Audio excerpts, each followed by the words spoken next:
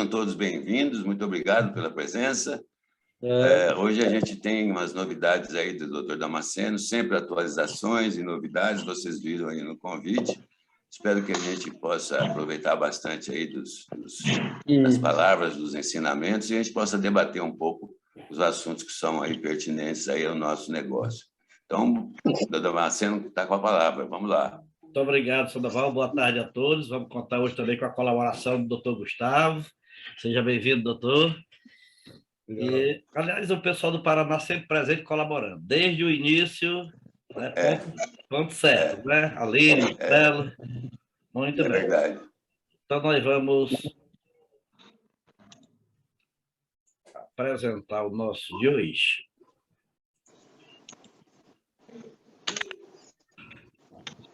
Nós colocamos 3 temas, é como o Sandoval disse, basicamente eles são para atualização e algumas coisas novas. Por exemplo, a compensação fiscal, a luta dos advogados e dos contribuintes muito pesada.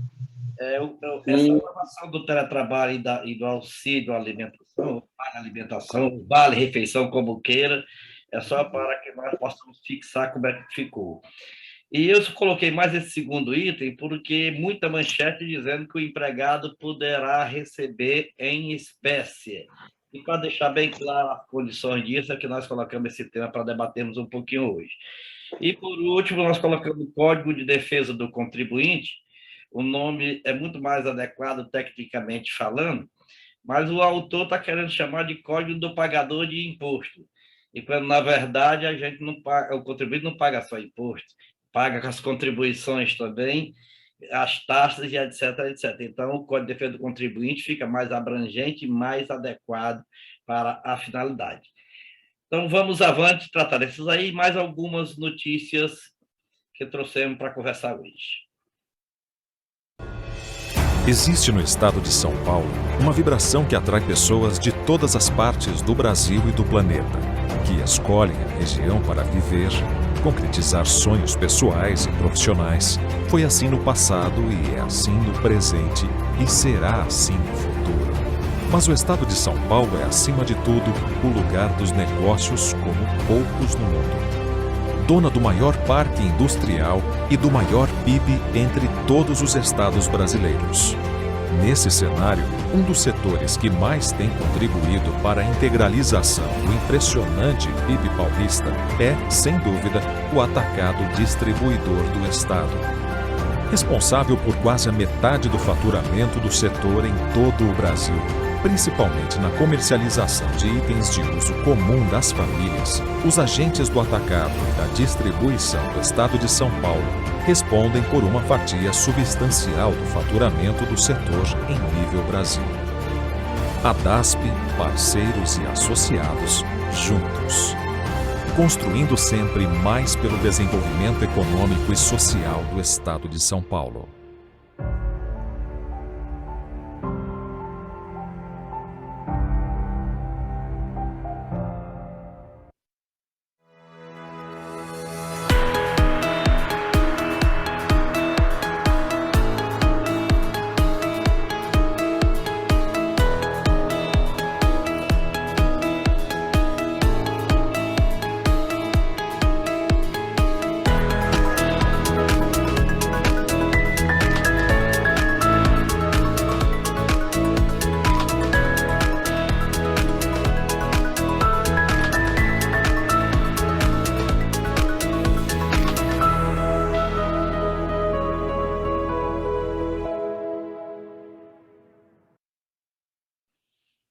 Bem, compensação fiscal. Como é o nome, Sandoval? Aí, o imbróglios?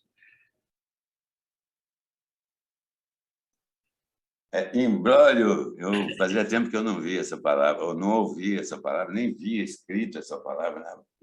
É muito bom. Pois é, vamos chamar de nós, né? Nós judiciais, esses imbróglios que nós temos aí, na verdade, é uma palavra italiana, né? Isso. Mas é isso mesmo que a gente se engancha todo dia, não é, Gustavo? Nosso caminhar sempre vai nisso. Só da volta agora há pouco comentamos sobre a aprovação ou desaprovação, né, do projeto de comercialização dos MIPs em supermercado, é que por poucos votos não passou, mas, em verdade, o trabalho das entidades ligadas às farmácias é muito forte, muito pesado, e os argumentos deles não são convincentes, mas só para quem quer acreditar que é verdade isso. Alegar que precisa instalar uma pessoa da área de saúde numa farmácia para indicar, para aconselhar quem vai comprar, cai por terra, porque hoje a grande parte dessas compras, de todos os medicamentos, até alguns que exigem receita, são feitos por telefone, né? São feitos por WhatsApp, são feitos à distância. Então, quer dizer, o negócio sem justificativa.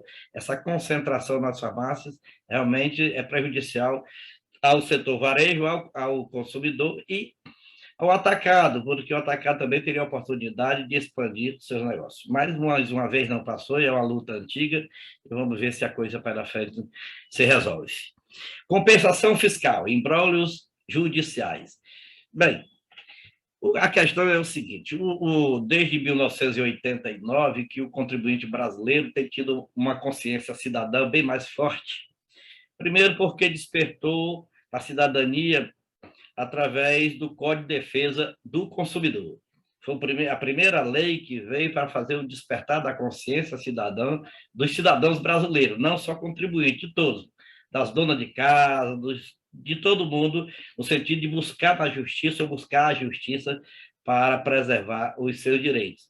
Eu sempre repito, que quando o presidente Fernando Collor estava no poder, a ministra dele dizia que fazer ou criar imposto, o tributo do Brasil era muito fácil, era como se fosse um barro jogado na parede. O que colava na parede era o tributo, que estava valendo, ficava.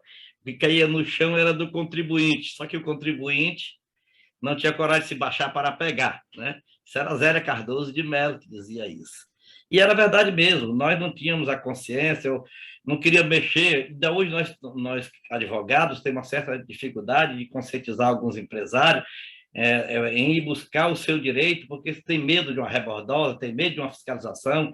Então, essa consciência vai avançando mais um pouquinho, mas é desse jeito. Em virtude dessa consciência, começou a se brigar mais na justiça, e algumas tributações são questionadas, e muitas vitórias têm vindo em favor do contribuinte. E nisso tem nascido um crédito fiscal bem elevado, através de decisões judiciais transitadas em julgado. E esse crédito vira moeda, que pode ser usada pelo credor e pode também ser usada por um terceiro pela transferência de crédito através da transferência dos precatórios. E esse assunto eu trouxe aqui em virtude de alguns questionamentos e algumas decisões do Superior Tribunal de Justiça, quando na execução fiscal o contribuinte oferece os créditos fiscais para compensação. Bom, fundado numa legislação de 1980, que é a Lei da Execução Fiscal, o juiz não tem aceito a utilização da oferta, da utilização do pedido de compensação dentro dos embargos de devedor e embargo de terceiro. Eu coloquei três ícones aí na tela de vocês estão vendo. Exceção de pré-executividade, direito líquido e certo. Embargo do devedor, garantia prévia do juízo. Compensação e impossibilidade. Então, vamos esclarecer o que eu quis dizer com isso. Existe, quando vem a execução fiscal, que você recebe a citação, tem um prazo de 5 dias, tem juiz que manda um prazo de 15 dias, para o credor, o devedor, melhor dizendo, pagar ou garantir a execução. Pagou, resolveu. Garantiu a execução, ele tem um prazo de 30 dias para entrar com embargos do devedor, ou se chama embargos à execução.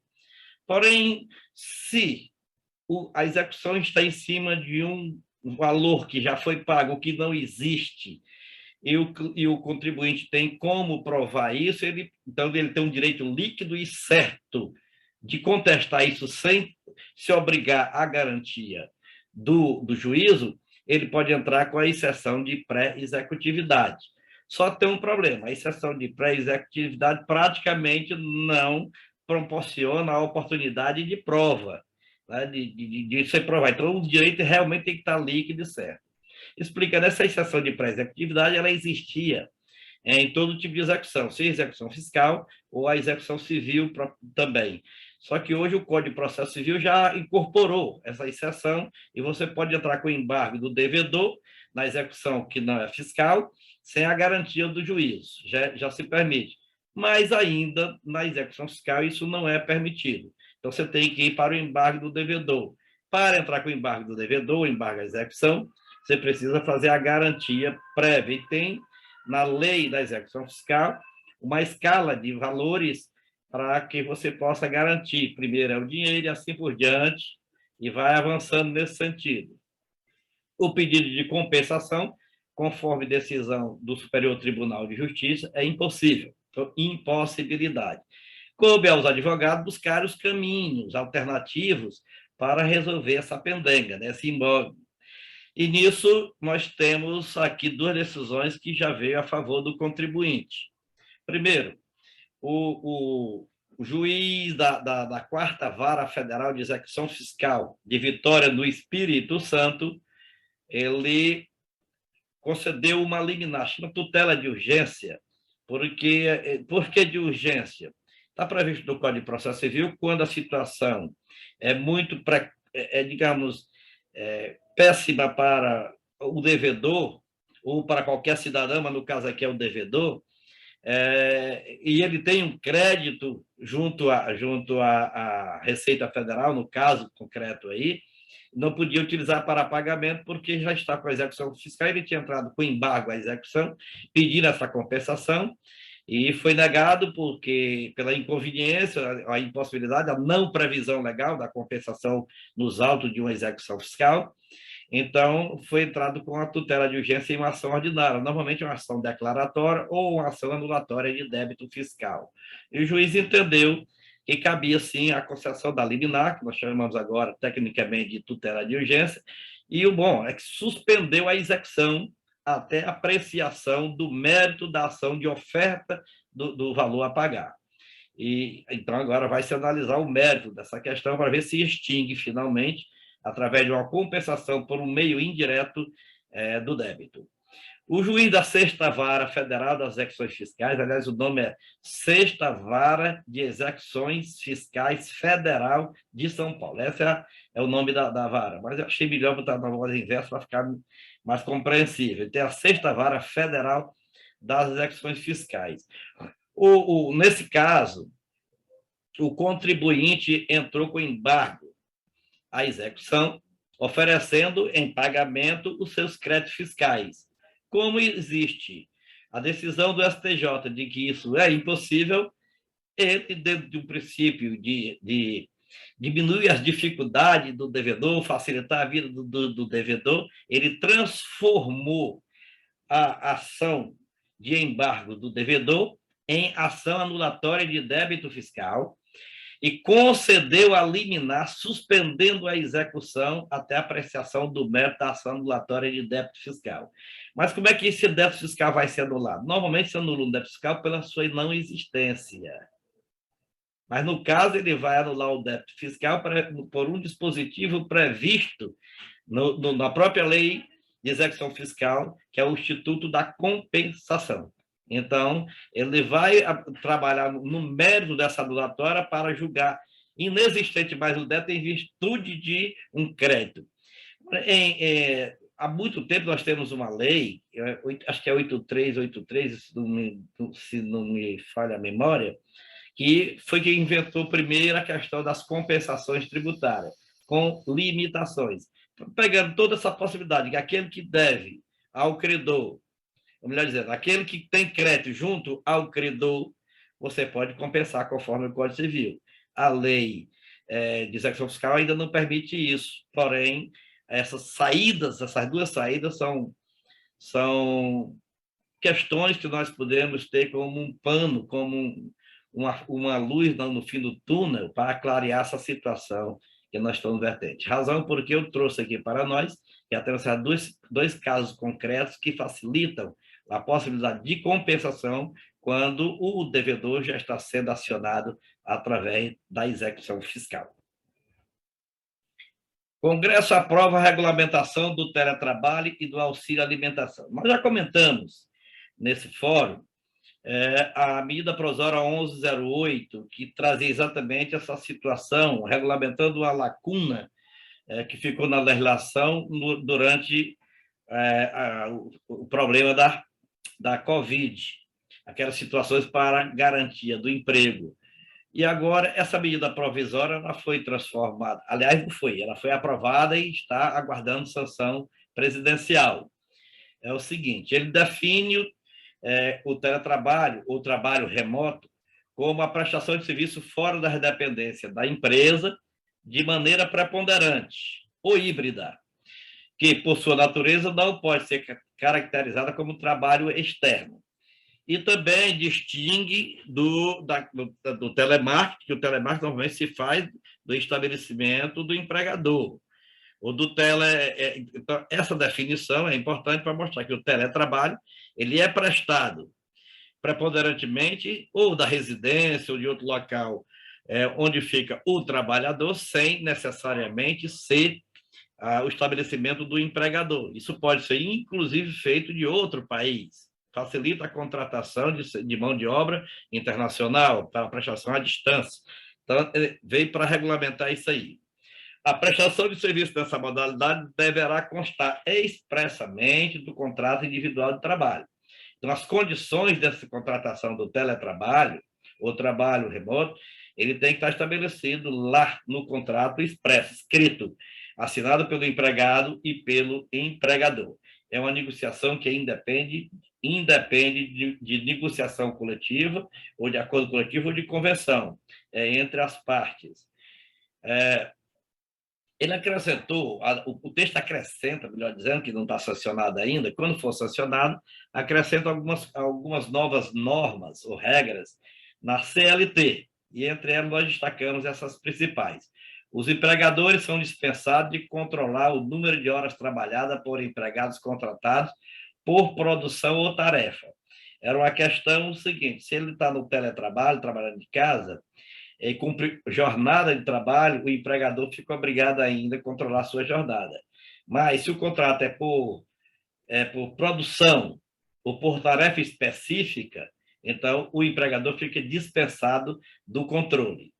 A presença do trabalhador no ambiente de trabalho para tarefas específicas, ainda que de forma habitual, não descaracteriza o trabalho remoto. Por exemplo, ele trabalha na casa dele 2 vezes na semana, vai ao local de trabalho, ao local da empresa, participar de algum treinamento, ou mesmo realizar o próprio trabalho dentro do local. Isso não vai descaracterizar o trabalho remoto. O contrato poderá dispor sobre os horários e os meios de comunicação entre empregado e empregador, desde que assegurados os repousos legais. Então, a jornada de trabalho e o sistema de controle pode ser negociado. Pode ser por troca de WhatsApp ou qualquer meio eletrônico que possa ser controlado e que dê a ambas as partes a possibilidade da conferência. E, obviamente, respeitados os repousos legais já previstos na CLT. O uso de infraestrutura e ferramentas digitais pelo empregado fora da jornada não constitui tempo à disposição, nem regime de prontidão ou de sobreaviso, exceto se houver acordo. Vamos entender bem isso aqui. Você pega, a empresa concede ao empregado, entrega ao empregado para o uso no serviço um dispositivo eletrônico, um aparelho telefônico, um computador, e ele usa fora do horário estabelecido. Não é por jornada, não é por tarefa, melhor dizendo, não é por empreita, né? Não é por tarefa, mas é por controle de jornada. E ele usa fora daquele horário estabelecido, e depois não pode alegar que está trabalhando em hora extra. Agora vamos chamar a atenção para o caso aí. O contrato realidade se sobrepõe ao pactuado. O que é isso? Você pode dizer que ele não está trabalhando para você e você está por trás fiscalizando, exigindo aquele cumprimento, que ele trabalha naquele horário, está ligando para o empregado para cobrar uma tarefa fora de horário. Então, isso, ficando provado, desconstitui o controle da jornada, aliás, constitui o controle da jornada e passa a pagar o horário extraordinário. O regime de trabalho também poderá ser aplicado a aprendiz estagiário, é uma novidade, porque você pode hoje contratar o aprendiz ou o estagiário para ele trabalhar à distância. Na questão do aprendiz e do estagiário, é bom que nós saibamos que eles são contratados para adquirir prática. E à distância, dependendo do tipo de serviço, ele não vai adquirir prática. Então, é preciso que haja um bom controle desse daí para que sejam atendidos os dois institutos, o Instituto do Trabalho Remunerado e o Instituto da Aprendizagem, tanto para o aprendiz como para o estagiário. Precisa isso ficar muito bem claro. O regime de teletrabalho, o trabalho remoto, não se confunde nem se equipara à ocupação de operador de telemarketing ou de teleatendimento. Então, fica bem claro, o próprio texto da lei já traz essa diferenciação, porque realmente são trabalhos distintos. Enquanto um tem preponderantemente o trabalho fora do estabelecimento do empregador, o telemarketing e o teleatendimento normalmente ocorre no estabelecimento do empregador. O empregado admitido no Brasil que pratique teletrabalho fora do país está sujeito à legislação brasileira, exceto em caso de legislação específica ou acordo entre as partes. Então, sempre a lei está trazendo uma exceção negocial, possibilitando a aplicação do que for mais vantajoso para o empregado. O empregador não será responsável pelas despesas ao retorno presencial do empregado que mora fora da sede, salvo se for acordado. Vocês sabem que hoje é obrigação o empregado que vai trabalhar fora ou muda de local para atender demanda do empregador, a despesa de mudança, essas despesas todas são custeadas pelo empregador. Agora, se for por conveniência do empregado, ele já não custeia. E no caso aqui, se ele está trabalhando fora da sede e o empregador que tem o direito de trazer para o trabalho interno e cancelar o trabalho remoto, essa despesa, salvo acordo na hora da contratação, não ocorrerá por conta do empregador, será por conta do empregado. Bom, e por fim, terão prioridade no teletrabalho os empregados com deficiência e com filho ou criança de até 4 anos de idade ou sob guarda judicial. Então, essas pessoas que têm alguma deficiência física ou que tenham um filho ou criança de até 4 anos de idade, ele fica, obviamente, com essa prioridade para esse trabalho. Essa guarda judicial que foi colocada aí, normalmente é quando um casal se separa e o filho fica, por decisão judicial, fica a cargo de um dos pais. Né? Então, é nesse caso aí que tem essa previsão. Obrigatoriedade de repasse. Agora, o que é interessante, pessoal, e vou chamar a atenção de vocês, aí já é um caso de proteção às centrais sindicais. Foi colocado um dispositivo que não estava na MP, que fica obrigado o repasse às centrais sindicais dos saldos residuais das contribuições para os sindicatos. O que é isso?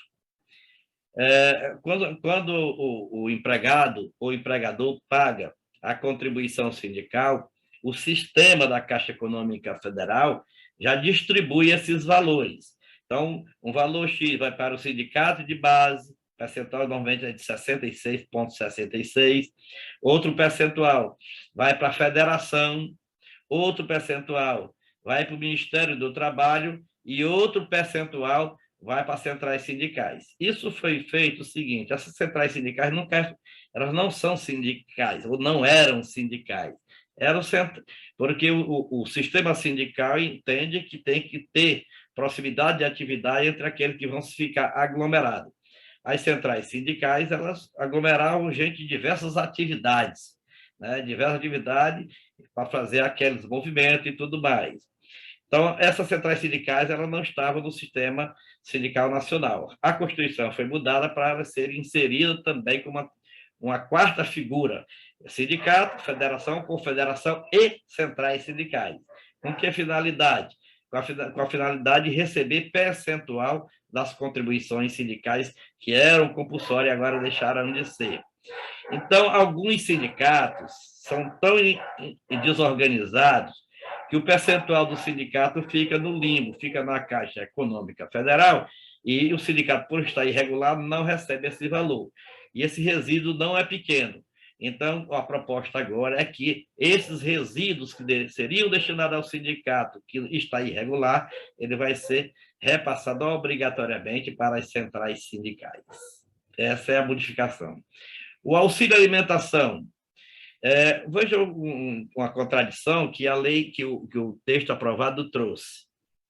Está lá, o auxílio alimentação é destinado exclusivamente ao pagamento de refeição, que no caso é o auxílio é o vale-refeição, em restaurante ou de gêneros alimentícios comprados no comércio, que aí é o vale-alimentação. Tem o vale-alimentação e o vale-refeição. O vale-refeição é o vale da refeição pronta, né, para pagar o alimento pronto, já no ponto de consumir. E o vale-alimentação é para comprar os gêneros da cesta básica, para fazer o alimento em casa. Ele agora está aglutinando tudo e chamando de auxílio alimentação. E está dizendo que é exclusivamente para essas duas finalidades. Ou compra do alimento feito no restaurante, ou similar, obviamente, ou dos gêneros alimentícios comprados do comércio. A empresa que forneceu, que administrar o Vale Alimentação, ele não pode trabalhar com desconto na contratação dos fornecedores dos tickets. Agora ficou vedado porque havia essa negociação para dar preferência e acabava beneficiando a empresa em detrimento do valor final que era entregue ao trabalhador. Mas veja essas letras vermelhinhas que tem aí. Foi aprovado o inciso, que é o inciso 3 de um artigo que eu não coloquei aí, o saldo não utilizado ao final de 60 dias poderá ser sacado pelo trabalhador. O que significa isso? Que se ele não comprar alimentação, nem gêneros alimentícios, nem refeição, o saldo que ficar a crédito dele, ele tira em dinheiro, recebe em dinheiro. O que vai acontecer com isso? O que vai acontecer é que vai haver uma negociação para que ninguém troque por mercadoria, ninguém troque por alimento, para que esse valor seja pegue em dinheiro e desvirtua a finalidade do vale ou do auxílio alimentação. Bom, isso foi inserido na Câmara Federal. Quando chegou no Senado Federal, o relator foi o senador Flávio Bolsonaro. Muita gente foi contra a manutenção desse dispositivo. Só se eles fossem discutir isso, a medida provisória ia perecer por decorrência do prazo. Tiveram que aprovar. E a informação que nós temos é que esse dispositivo vai ser vetado. Então, a razão por que muitas manchetes aí dizendo que o trabalhador poderá receber em espécie o valor do auxílio alimentação é fundamentado nesse dispositivo, que possivelmente será vetado. E eu acho que deve ser vetado porque contraria essa amarração que tem, destinado exclusivamente ao pagamento de refeição ou de produtos alimentícios. Se deixar para ser espécie, desvirtua e vai ficar realmente como sendo um salário indireto. Código de Defesa do Empreendedor Contribuinte, lá tira o empreendedor aí, é contribuinte. Mas não existe contribuinte sem ser empreendedor e nem existe empreendedor sem ser contribuinte, né? Mas é Código de Defesa do Contribuinte, não tem a palavra empreendedor. É de tanto código aí que eu já estou ficando doido aqui. Código de Defesa do Contribuinte, é o PLP, Projeto de Lei Complementar, número 17 de 2022, e eu estou concluindo a minha apresentação. Os autores é o deputado Felipe Rigoni, que no local está Rigoni com I no final, outro está Rigoni com E no final, e eu não sei nem qual é o correto, né? E outros deputados. O relator é o deputado Pedro Paulo, do Rio de Janeiro. Ele fez uma modificação total. Ele não aproveitou quase nada do projeto original, talvez somente a visão, a finalidade e o nome. O restante ele alterou tudo, ele criou um verdadeiro código e altera a lei de execução fiscal, altera a lei das custas, ele está adiantando já o projeto que está sendo elaborado por aquela comissão que foi constituída pelo Congresso Nacional e pelo Supremo Tribunal Federal, que tem até o fim de setembro para apresentar os projetos de lei. Então, esse projeto, que nós já comentamos aqui também, ele estabelece normas gerais relativas a direitos, garantias e deveres do contribuinte, principalmente quanto à sua interação com a fazenda pública federal, estadual, distrital e municipal. E dispõe sobre critérios para a responsabilidade tributária, aquela questão da CDA. Você está com a CDA contra o CNPJ, não encontra bens a penhorar, automaticamente já redireciona a execução contra o CPF dos sócios, dos ex-sócios. Então, tudo isso já está sendo modificado dentro do que já está decidido pelo Supremo Tribunal Federal, de que você não pode redirecionar a execução para quem não teve o direito de se defender durante o processo de constituição do débito tributário. Hoje, ele estava na Comissão de Finanças e Tributação, com a relatoria também do Pedro Paulo, e foi aprovado um requerimento de urgência, e com isso vai direto para o plenário. Já está aguardando a aprovação no plenário da Câmara Federal, com parecer favorável, tanto pela sua admissibilidade, como o não aumento de custo, etc, etc, etc, etc.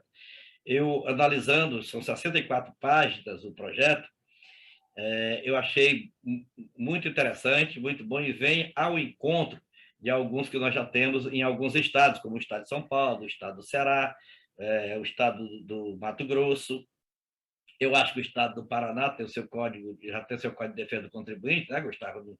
Acho que tem. Então, vem ao encontro desses códigos e aperfeiçoa, porque abre um leque para todas as fazendas, como eu disse, municipais, estaduais e distrital, e a federal. Então, é de grande importância que nós acompanhemos e, no que for possível, nós possamos colaborar. Eu sei que o Felipe Rigoni é um deputado lá do Espírito Santo e hoje está na mão do deputado Pedro Paulo, que é do Rio de Janeiro.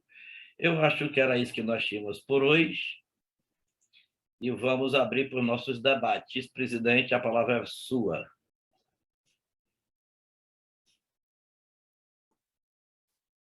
Muito bom, muito intenso, muito interessante. Você falou em, sei lá, 15, 20 minutos, é uma coisa que a gente tem que estudar, tem que ficar um mês lendo isso aí e vendo, porque é muita coisa. Eu vou começar a fazer só um primeiro comentário. Essa última é muito importante, mas fazer um comentário a respeito desse trabalho fora do estabelecimento.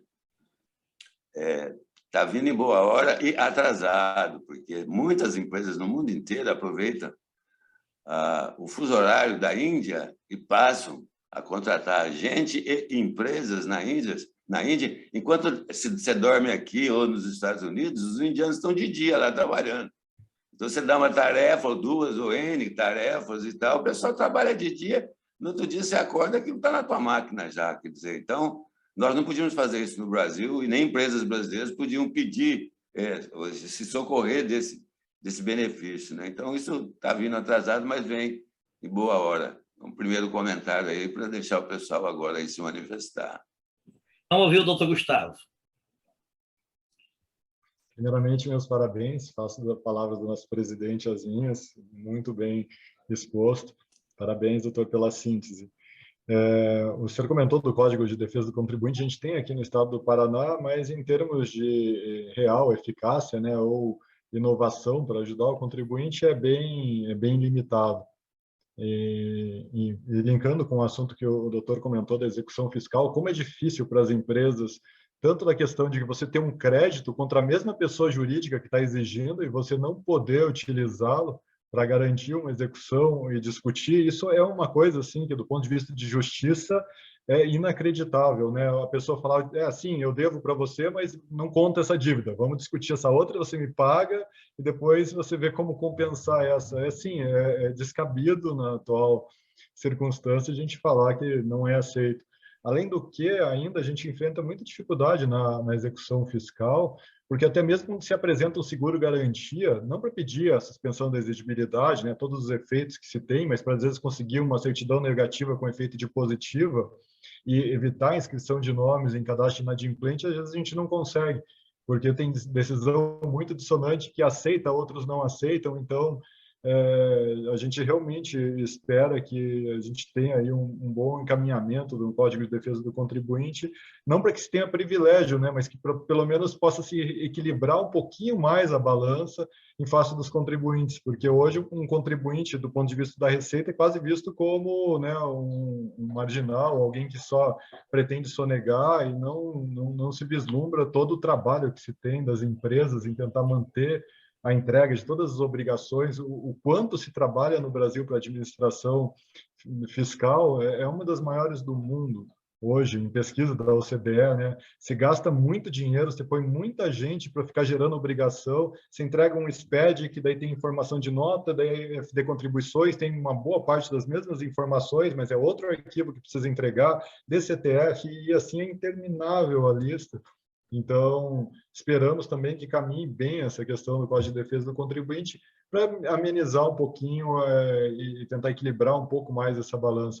Em especial, essas questões da execução, aí eu acho que seria muito salutar uma mudança na lei de execução fiscal para deixar claro essa questão da compensação e também da apresentação de outras garantias, como o seguro-garantia, porque qual é o sentido, né? Você faz um seguro-garantia, você tem uma instituição com regulamentação da SUSEP, garantindo aquele seguro, e você vê a Fazenda dizer, não, isso daí não pode ser usado, não garante, enfim, você tem que depositar, daí tira capital de giro da empresa, o que dificulta ainda mais a situação dos empresários, para discutir algo que, se você está entrando com embargo, é porque provavelmente você tem uma razão pela qual você está discutindo aquilo, ninguém vai entrar com embargo sem ter absolutamente nenhum fundamento. Então, só gostaria novamente de parabenizar o doutor Damasceno e dizer que também a gente fica na expectativa de que possa melhorar um pouco mais para os contribuintes. Não vou nem dizer facilitar a vida do empresário, mas dificultar menos a vida do empresário para a operação das empresas no Brasil. E que a gente possa se tornar um país mais competitivo, né? Que bom. Doutor Gustavo, em relação ao Código de Defesa do Contribuinte, nós temos no Ceará, e foi criado um grupo paritário de 18 representantes, sendo 9 do fisco.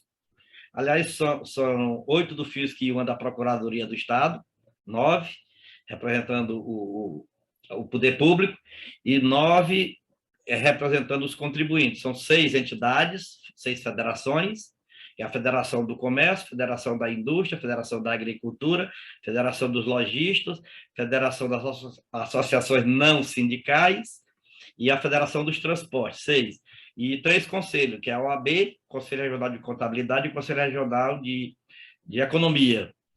E eu idealizei isso em 2005, e virou lei, está hoje funcionando, e tem funcionado bem. Inclusive, virou uma lei complementar que traz até a possibilidade, 2 pontos importantes, a possibilidade de recuperação da espontaneidade do contribuinte quando o auditor fiscal demora a concluir a fiscalização.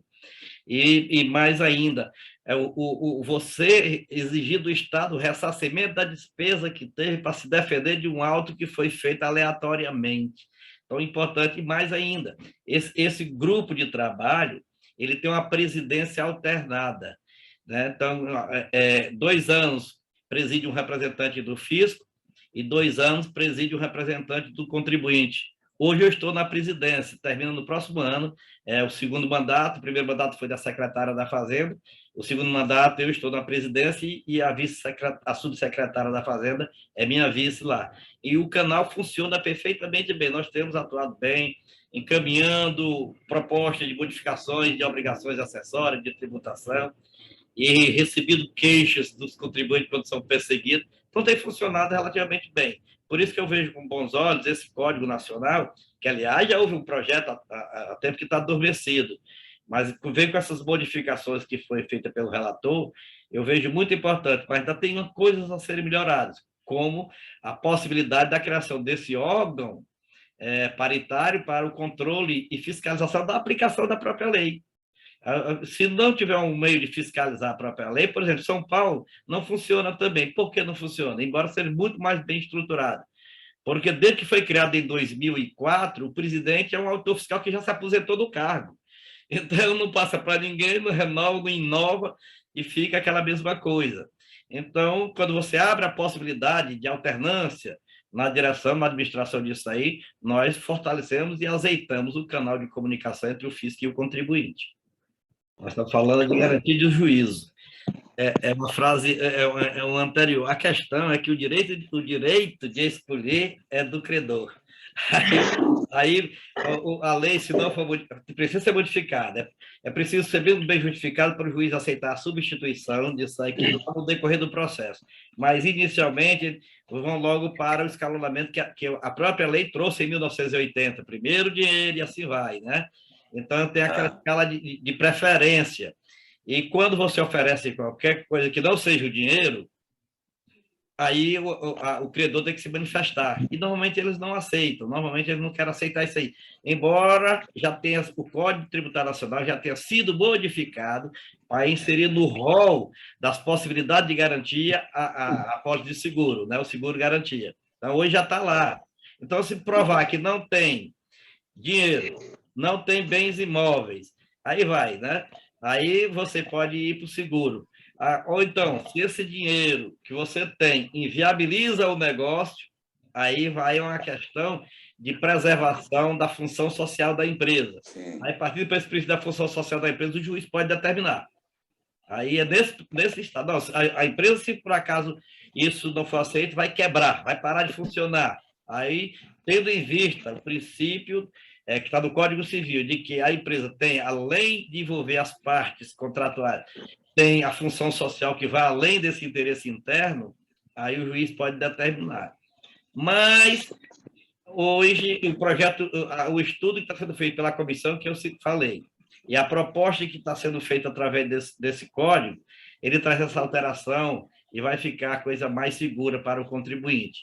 Não aquele contribuinte que quer questionar só para poder, lá na frente, quebrar por conta própria e dar um adeus, né? Mas aquele contribuinte que prova por A mais B, que se esse dinheiro não for entregue, ele quebra mesmo, né? Então, é pior. Nesse sentido, o juiz ele tem que analisar a função social da empresa e preservá-la. Zé Costa, você pediu a palavra, Zé Costa? Não, eu acho que essa era rapidinha. Só para constatar que se não fosse um auxílio de vocês, aí a gente, na verdade, vive um pouco meio cego, né, nas informações aqui. E eu vejo que o Ceará está bem avançado em relação a São Paulo, quanto o senhor mesmo constatou aí, né? E como o doutor Gustavo falou, realmente não é difícil se fazer justiça, né, contra o contribuinte aí. O Estado não faz justiça facilmente se não houver uma intervenção de pessoas como o senhor e aí toda essa estrutura que vocês montaram. E parabéns, eu estou aprendendo com vocês. Obrigado. Valeu, Zé. Queria voltar a um assunto também que eu achei relevante, todos são, mas assim que me chamou mais a atenção, essa coisa da responsabilização de terceiros que não estão numa inicial, por exemplo, serem demandados sem saber, sem participar, sem poder se defender, como diretor de empresa, como sócio de outra empresa, enfim, entra no processo depois e não está sabendo o que aconteceu. Então, isso acho que é um avanço bastante importante, doutor. Se você puder falar mais um pouquinho, nós temos ainda algum tempo sobre isso aí, porque eu acho isso ser muito relevante. É o seguinte, senhor, nós temos duas áreas a ser analisadas. A primeira área trabalhista, em que eu brinco, pessoal, mas depois eu vou pedir na edição para cortar essa parte. Eu digo que o juiz pensa que é Deus, e juiz do trabalho nem pensa. Tem certeza. Então, o juiz, quando você está com a execução trabalhista, não interessa, manda bloquear o dinheiro, está lá na conta da empresa ou do sócio da empresa, não interessa se é para pagar os demais empregados. Então, isso é uma aberração que precisa ser corrigida. Precisam, na verdade, corrigir essa deturpação. O STJ decidiu agora e mandou suspender todas as ações, seja na área civil, seja na área trabalhista, em qualquer área, o Tribunal Superior do Trabalho, a ministra, mandou suspender todas as ações que está sendo contra empresas constituídas como grupo econômico, como sócio que não estava na CDA desde o seu início, não tiveram a oportunidade de se defender. Suspendeu tudo, inclusive, repito, as trabalhistas. Isso é uma forma de moralizar. Dentro da proposta da comissão, a Comissão Especial de Renovação, de Modificação do Código Tributário Nacional, da Lei das Execuções Fiscais, do Processo Administrativo e da Lei de Custos Judiciais, essa comissão já estão prevendo tudo isso aí, essas modificações e atualização. Essa proposta do código que nós comentamos, no último item do nosso encontro de hoje, também já traz algumas inovações nesse sentido. Eu acho que nós precisamos ficar bem atentos e, no que pudermos melhorar, irmos buscar proposições nesse sentido. É uma função das entidades de classe dar de retorno aos seus associados a esse trabalho de buscar melhorar o dia a dia, principalmente o que envolve diretamente o segmento representado.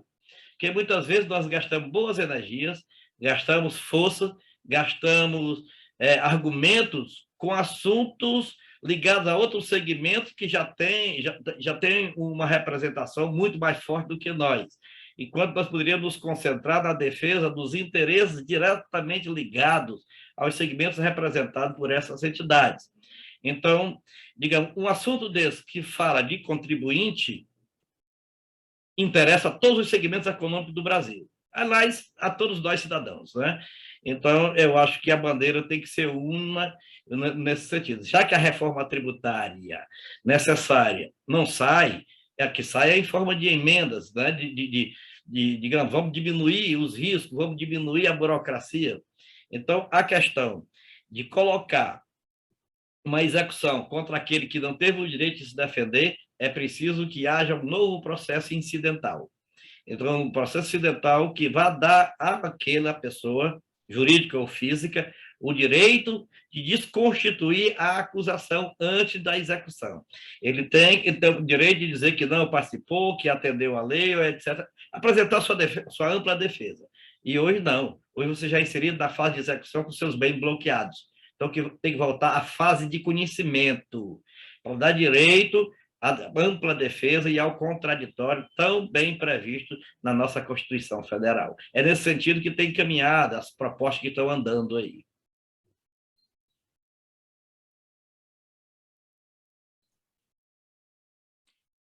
Eu acho que você tem razão com relação é tudo muito difícil, né? A semana passada eu ainda brinquei com relação a ser tributarista ou advogado. Graças a Deus que me tiraram da cabeça de fazer isso, porque eu já tinha tido um infarto com tanta coisa, com tanta lei, com tanta portaria. Deus não conseguiria, né? Mas juntar essas coisas importantes, esses tópicos importantes, né? E transformar isso em algo político, né? A gente já tem feito isso, já fizemos e tivemos sorte em várias coisas. Olha o Vanduí chegando aí. Seja bem-vindo, Vanduí. Mestre Vanduí. O homem diretamente da Paraíba. Isso. Então, João Paulo, apareceu a sala de Abel. João Paulo, sala de Abel. Não? Alô? Perdão. Alguém falou? Opa! Opa, Vanduí. Boa tarde. Desculpa aí, mas só pude entrar agora, certo? Tudo bem, meu amigo. Você é sempre bem-vindo. Obrigado. Boa tarde a todos. Mas, enfim, terminando o meu raciocínio, né? Mas alguém quiser, por favor, fique à vontade para falar. A gente está fazendo um pouco isso, mas dá sempre uma esperança grande. Você vê que, de alguma forma, o poder público, através dos próprios, das preposições dos políticos, né?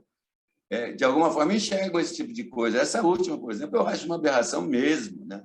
Se tu não está sabendo de nada, de repente recebe 10 anos depois de um processo, está bloqueado aqui tua conta no banco, teus imóveis, teus não sei o quê, porque o seu tio, não sei o quê, sei lá, alguma coisa, né? Faleceu não sei quem, você que fica, e assim vai. Então, uma companhia que você vendeu há muito tempo, que você se desligou, não tem conhecimento do andamento, aí a pessoa que comprou, está administrando, abandona a empresa, você vai arcar com isso porque um dia foi sócio.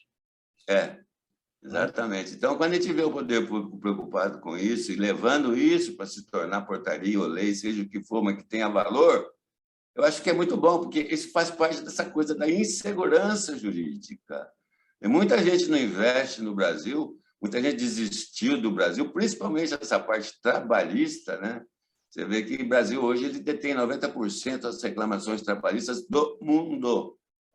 Estão no Brasil. Quer dizer, isso é um absurdo, que, de alguma forma, tem que ir arrumando uma coisinha aqui, tirando outra ali e tal. Já fizemos alguns progressos, mas ainda são insuficientes.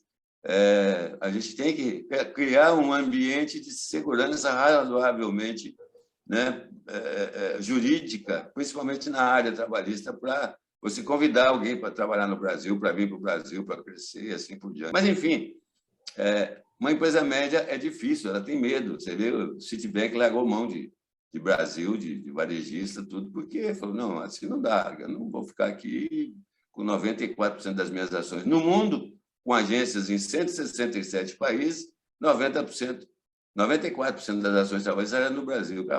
Aí não dá, Brasil assim não vai. Então, são alvissareiras, são boas essas novas, são boas notícias. A gente fica feliz de que autoridades, repetindo, através, obviamente, da sociedade empresarial, consegue colocar as coisas para, de alguma forma, melhorar um pouco essa insegurança jurídica nossa. Tudo bem. Eu queria trazer aqui, Sandoval, uma notícia que eu peguei hoje. É o seguinte: tributação sobre renda ganha peso na arrecadação no primeiro semestre. Consumo cai. Conforme dados do Fisco, do total arrecadado de janeiro a junho, 43,56% foram ligados ao patrimônio e à renda. Está mostrando aqui o seguinte: existe um trabalho dessa reforma tributária no sentido de trabalhar mais em cima da renda e do patrimônio e diminuir o consumo, a tributação sobre o consumo. Nesse primeiro semestre aqui, obviamente, houve um aumento de arrecadação no Brasil e subiu bastante a arrecadação sobre o patrimônio e a renda. Isso se explica, né? Porque é o período dos balanços das empresas, das corporações, né? Então, você faz o balanço agora, nesse primeiro semestre, e o que vai dar é o que ganhou a renda e o patrimônio, que foi o que foi aumentado. Então, não vem muito, porque o consumo ele vai ser diluído ao longo do ano. A tributação em cima do consumo ela você não paga mês a mês. Então, a constatação aqui é concentrada, né? Então, mas o importante é ver que já está se despertando nesse sentido. Então, a tributação em cima do patrimônio e da renda, ele diminui a tributação direta do consumo e diminui para aqueles que podem pagar menos. E é esse um dos princípios que tem que ser basilares na reforma tributária. É a tributação do patrimônio e da renda e menos do consumo, para diminuir o preço para aqueles que pouco podem pagar. Certo? Bem, mais algum dos amigos e amigas desejam usar da palavra? Agora faz que nem o padre no casamento, né? Senão se calha até o próximo encontro, né? Falando nisso, doutor, nós temos na próxima 2 terça-feiras, né? Nós temos o nosso almoço. Dia 23. Dia 23, né? Então, seria dia 22, nós não teremos esta reunião, não é isso? Nós vamos apresentar no dia 22. Ah, vamos? Vamos. Tá, mas apresenta de São Paulo. A não ser que nós não tenhamos novidade. Tá, mas é porque você vai estar em São Paulo já, né? Vou. Eu sigo para ir no dia 22 pela manhã. Tá bom, então. Mas qualquer coisa a gente vai noticiando todos vocês aí. Fica pré-agendado o dia 22. Qualquer novidade nós alteramos. Tá bom, então. Eu agradeço a presença. Vandu, você quer falar? Não.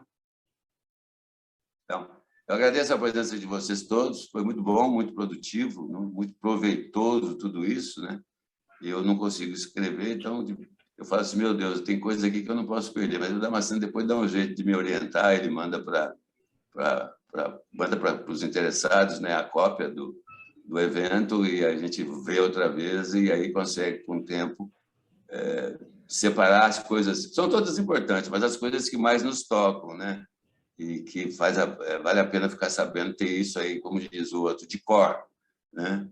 Muito obrigado a todos, obrigado a presença de todos, obrigado, doutor Damasceno, uma boa semana para todos aí. Uma palavra para você despedir do pessoal aí, doutor. Obrigado a todos. Obrigado. Eu acho, Sandoval, que no dia 22 nós já tenhamos possivelmente a sanção deste projeto de lei, que veio da MP. A gente já pode comentar novamente o que passou e o que não passou. Mas acredito que passa praticamente tudo, que tudo é oriundo de uma medida provisória, praticamente 100%, salvo essa história de transformar em dinheiro vale alimentação, o resto é tudo da medida provisória. Eu também quero agradecer a participação e a colaboração do doutor Gustavo Eduardo e de todos que se manifestaram e estiveram presentes conosco mais uma vez. Dia 22, se Deus quiser, nós estaremos novamente nesse espaço, trazendo mais alguma novidade. E no dia 23, para os que estão em São Paulo, os que quiserem ir até São Paulo, está o convite aberto para um almoço lá na churrascaria, João. Pode? Churrascaria que vende peixe? Coco Bambu é originário aí do Ceará, ué. É aqui do Ceará, do restaurante Coco Bambu, ali de Alphaville. Coco Bambu do Shopping Iguatemi Alphaville. Também o shopping de cearense. É verdade. É o Ceará tomando conta do mundo. Olha. Pois é. Então, são todos convidados e muito obrigado e boa semana com saúde, paz, prosperidade e muitas realizações. Amém. Um abraço, um abraço. Até mais, um abraço, boa tarde, boa noite. Tchau, boa tarde a todos. Boa tarde a todos. Tchau.